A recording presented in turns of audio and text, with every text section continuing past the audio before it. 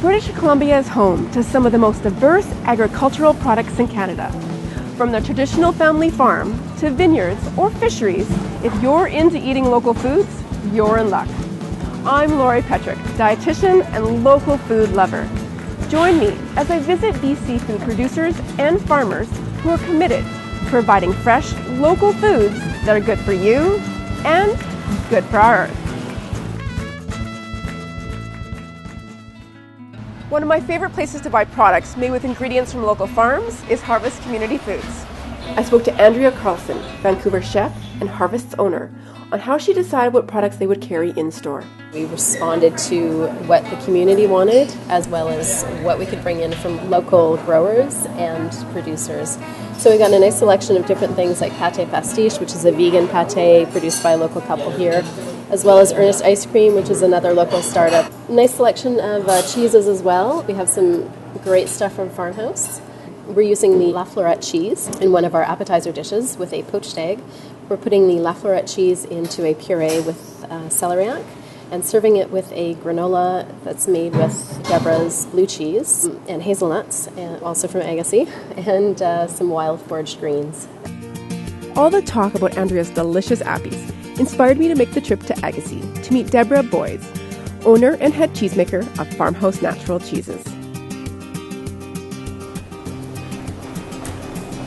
We make all our own cheese from all of our own milk produced by our cows and goats. What's great about having our own cows and goats is that we can custom design our milk, because what goes in the milk comes out in the cheese or the dairy product. This is the Lady Jane cheese. How did you come up with that name? We created this cheese and then we couldn't think of a name, so we decided to have a contest to name it. So we sent a bunch of cheeses to Les Amis de Fromage in Vancouver, and then we had them sample it to their customers. And the winning name was Lady Jane, which we all really loved. But not only that, we name our Guernsey cows by aristocratic names because they're so aristocratic. It's really nice with a sparkling wine as an appetizer, dessert with fruit, with quince jelly, or it's just delicious. Yeah. It's got an earthy but delicate aroma and flavor. People talk about wine. It's the same with cheese. You have to come up with this whole vocabulary, you know? Yes, it's true. Yeah, it's true.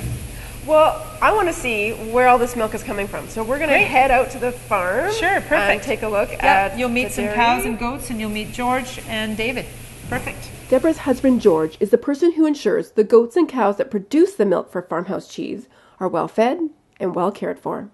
Nearly all North America has the Holsteins, and the reason for that is the lower butterfat, because people want to drink low-fat milk. Right. And they're good producers. They produce Yes. a lot of milk. But for the milk that you're making, you actually prefer these type of cows. Yes. For us, because we're making cheese, we aren't interested in the fluid. We're more interested in the fat. The brown Swiss is higher in fat and protein over the Holstein, but the Guernsey's milk has a yellow color, and Deborah probably told you about that. It's wonderful.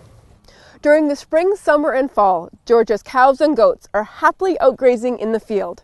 And studies have shown dairy made from cows that are grass-fed versus grain-fed contain more heart-healthy omega-3 fatty acids. The Guernsey and the brown Swiss are great for cheese making because they have more flavor, more solid component to the milk, and higher butter fat. They have a higher component of the A2 protein, which is an old-fashioned traditional real food.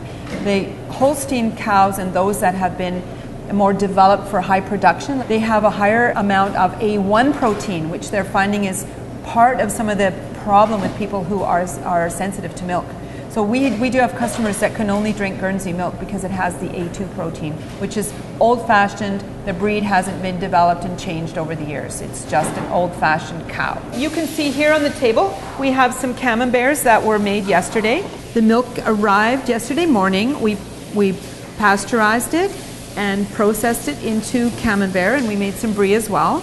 And then it's put into the molds. It started so the molds were over full, and then overnight they drained down. We flipped them a couple of times like this, and then this morning we salt them and put them in the ripening caves. And then they will, after about 12 days, they'll have a nice fuzzy mold on them, and then we'll wrap them in a special paper, and then they will begin the ripening process. All right, let's head over to the cave and see what that looks like. Sure, perfect. So these are salted. Why do they put salt on the top? There's something it does to the cheese. Yeah, good question. These are the ones that the girls just put away this morning. So this is a baby one, and you can see the salt on the surface. So the lactic bacteria continues its work. It doesn't just stop.